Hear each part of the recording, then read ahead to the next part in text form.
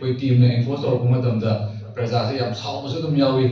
अदुगा तुम इशू थोक दा बसु नते इशू दुदी तुम मी के कनोगी कोई मियोय बाजी मैडम जो हाबी दो सोई बाजी दी मियोय लो शुरू मातनी इशू थोक दा बसु नते बट नॉर्मली फॉर एग्जांपल कोई की कनो तो बा zebra crossing da कोई की कनो तो बसे कोई इन मेजर कोई कनो ना पब्लिक ने सु तो कनो तो बा कोई की ट्रैफिक पुलिस ने जम कनो तुम होना से सिगी अवेयरनेस पीदना मफम दा इसा मक्सु यावना तुम सिदी कनो पेडेस्ट्रियन की कनो चना बनी सी मथक खांबी गनु से तुम हाय लेफ्ट तबिदा आई कोई की मीडिया की फैसिलिटी कोई फ्रेंड्स लाइव से तुम मैं शेयर तो जबनी कोई साइड तकी कई तो इसी मतंग से सीजे तो में सु तुम मेजर होय कोई जंक्शन दा बाजार दा होय रे कैसा बात होय रे तुम कोई की zebra crossing मथक सिदा खामगा संदर्भ से कोई प्रजा से तुम लेबो से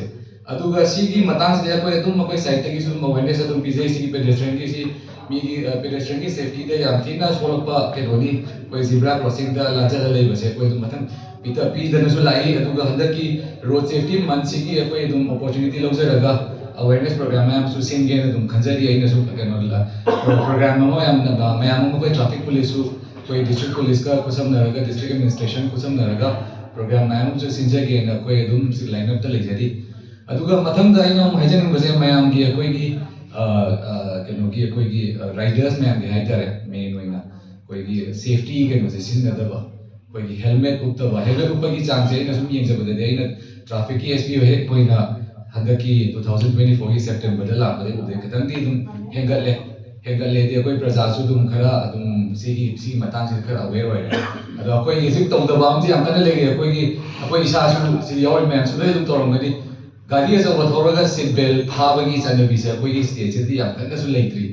अदुगा हाई रू मतम दसु कोसाउनबा मै मसागी अथु अथु बथो थोलपदा दु तौरे थले हाई रे सिमा मैम से हाइबा बट अकोई नसी तौरीबे सिदी सेफ्टी की दमकनी रोड एक्सीडेंट सी बसे याम ग्रबजानी road accident is the silent killer ने याम सीग्रे कोई की कनो नदी मी नदी खंग खंग दबा बट सी दी बय मुंग नदी दुम अवा बसे दुम खंग कनो खंग बाय तार अना कोई ना आइना सिगी अपॉर्चुनिटी से लोर ए हाइजिनिंग बदी मैम ना लंबी दा गाड़ी थोरपदा फजना सेक्शन ना सेफ्टी गियर लोइना हापा लापियु रोड केनो की ट्रैफिक रूल्स फॉलो तौबियु मसी मैम से फॉलो तौरकांदनी अकोइना युम हलकपदा युम दा कोई इजा इशू अकोइ मुंशीदबा मैम दुना नायरगा लेरिबदो अजिगी एक्सीडेंट होगा युम दा दि खंगदबिदा सुमाइना पास अवे तौगिबको कोई डेथ लाइक लाक मैम से दुम यावरिबनी अदो आइना डिस्ट्रिक्ट दा लेरिंग आइदसु एक्सीडेंट होपसे नया तम दा कोई डिस्ट्रिक्ट पुलिस लेरिंग आइसु एक्सीडेंट के से येजबदा अनंबना कोई हेलमेट से उपसे याव दे हेलमेट से उपसिना एक्सीडेंट से क्यामना कनो काना गे से तुम कांगी हेलमेट जरम देना मना कोई फेटल अमदी कनो की कोई ग्रीवियसली हर्ट ओवर एक्सीडेंट केसेस में हमसे अदुना इन प्रजादा सिगी नसिगी नुमित सिगी कनो से लौजरगा अपॉर्चुनिटी से लौजरगा कनो तौजनिंबदी रिक्वेस्ट अमदी अपील तौजनिंबदी रोड की कनो की रोड सेफ्टी की मेजर्स लोइना फॉलो तौबियु